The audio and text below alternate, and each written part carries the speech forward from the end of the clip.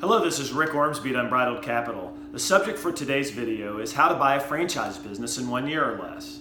Over the past few years, Unbridled Capital has been at the forefront of the franchise industry in terms of bringing new, well-capitalized buyers, private equity firms, and family offices into investments across various franchise brands. By high-level count, our recent experience includes working with over 30 of these groups on various transactions representing hundreds and hundreds of franchise locations. Our commentary in this video is meant to give viewers 6 key steps to gain a better understanding of how to successfully buy a franchise business in 1 year or less. Before we begin, however, I want to encourage you to pay attention regardless of whether you're a prospective buyer, a seller at some point soon, or an existing franchisee with no interest in buying or selling.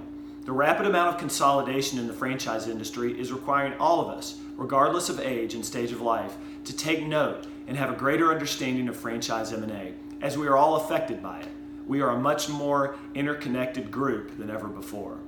And finally, before we begin, please know that at Unbridled Capital, we support these following 6 key steps to help buyers achieve their goals of acquiring a platform franchise business. We get to know your preferences, provide market knowledge on each brand under consideration, provide access to deal flow, franchisors and operators, and we have a treasure trove of resources on our website, including videos like this, white papers, and our bi-monthly commentary from our podcast, The Restaurant Boiler Room.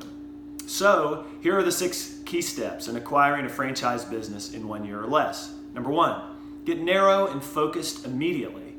Now, too many investors and franchisees start their journey by wanting to look at every deal and every brand. That's a really bad idea. Step back, take your time, and really develop a strategy. Learn about the top 50 brands in the country. Get to know their stories. Watch and read the news about these brands. Eat their food or go to their establishments. Talk with experts. Watch their trends, sales results, unit growth, size of their franchise base, age of the brand, new product promotions, things like this.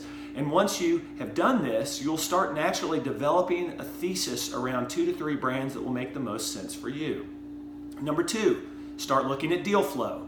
The big mistake here is that most would-be acquirers start to look at deal flow too early, and deal flow then starts developing their strategy for them instead of their strategy developing from market research and continual thought.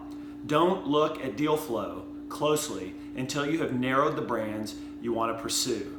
Number 3, go to the franchisor to get approved. Unless one of your brands is struggling badly and there's little demand in the M&A market, you're never going to win a bid on a franchise acquisition target if you are not approved in the particular brand. In this environment, there are always several other buyers.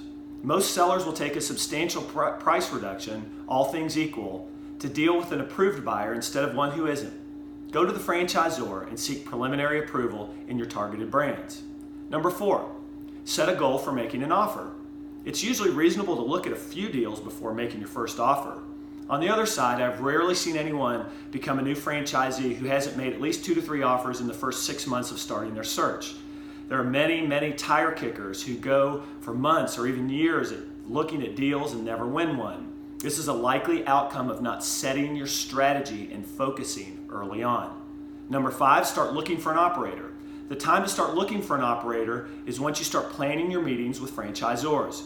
If you're dependent on an excellent management team in order to acquire a franchise business, you're likely not going to win the deal unless your price is much higher than everyone else's. Why?